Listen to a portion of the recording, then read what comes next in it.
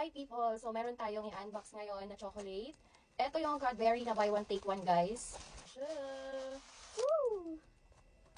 Guys, itong Cadbury Dairy Milk is buy one take one siya. So ano na lang siya ngayon? 234. Ayan. 234 pesos. Tapos buy one take one na siya. Expiration date niya is August 31, 2025. Ayan. So 2025 pa siya may expire. So yung kinuha ko na flavor is milk chocolate. Ayan. Ito.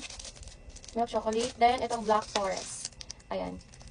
So, pagdating dito sa akin is, niref ko agad siya, nilagay ko muna siya sa ref para pagbukas ko is, matigas siya, hindi siya tunaw. Kasi mayroong ibang, mostly talaga sa mga chocolate, pag siniship talaga sa malayo na area, kasi Davao area ako, may tendency talaga guys na mag-melt siya. Pero di naman siya siguro na yung mag-melt na madi-deform. Medyo melted lang. So, kapag nag-order kayo ng chocolate from Manila or sa any area, i-ref nyo muna guys, bago nyo siya kainin, para di siya tunaw. Lang pa freebies, ayan o. Chocolate ata to. Candy, ano ba to? Biscuit. Pero kailangan natin siya tikman guys. So, ito yung bubuksan ko, yung milk chocolate. Sa mall nito guys, is mahal siya. Nasa 100 plus, 180, 190 ata yung isang ganito. Pero dito sa TikTok, ang mura na niya, 200 plus lang, 234, dalawa na. Diba ang laki ng masasave mo.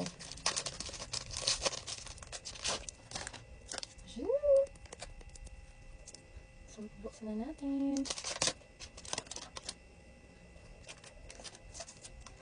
Wow.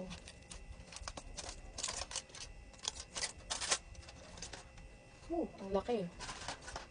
Gusto mo yan, B? Ang laki niya. Ang tigas.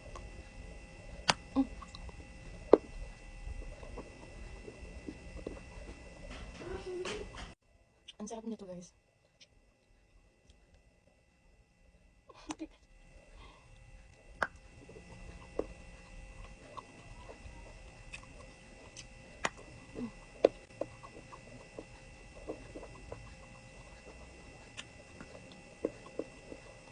Kung gusto nyo to, lalagay ko sa yellow basket. Check out nyo na. Go!